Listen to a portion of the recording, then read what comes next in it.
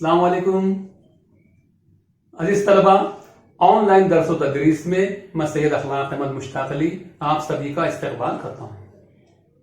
अजीज तलबा, आज मैं आपको एक छोटा सा वाकया सुनाना चाहता हूँ।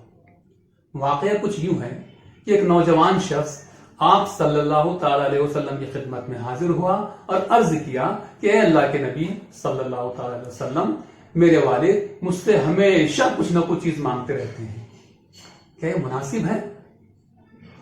आप सल्लल्लाहु अलैहि वसल्लम ने उस शख्स के वालिद को बुलाकर उसकी शिकायत से आगाह किया तो वो बूढ़ा शख्स रोने लगा और अर्ज किया कि अल्लाह के नबी सल्लल्लाहु अलैहि वसल्लम, मैंने अपने बच्चे को पाल पोस कर बड़ा किया, मेरे पास जो कुछ था उसकी परवरिश पर खर्च कर दिया और अब मैं बूढ़ा और कमजोर हो गया हूं, कमाने के लायक नहीं रहा हूं, तो ये मेरी जरूरियात पूरी करने से इनकार करता है।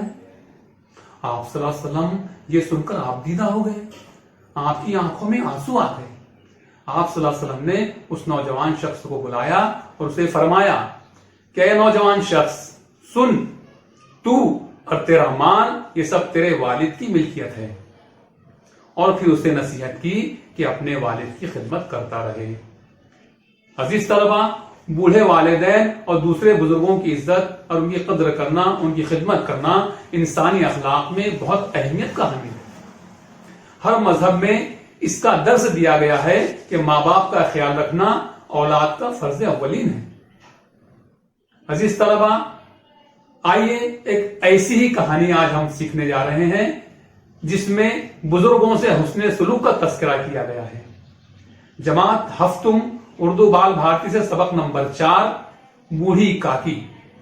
इस सबक के मुसन्निफ हैं मुंशी प्रेमचंद। तो आइए आज हम सबक नंबर 4, बूढ़ी काकी, इस सबक का मुतालिया करेंगे।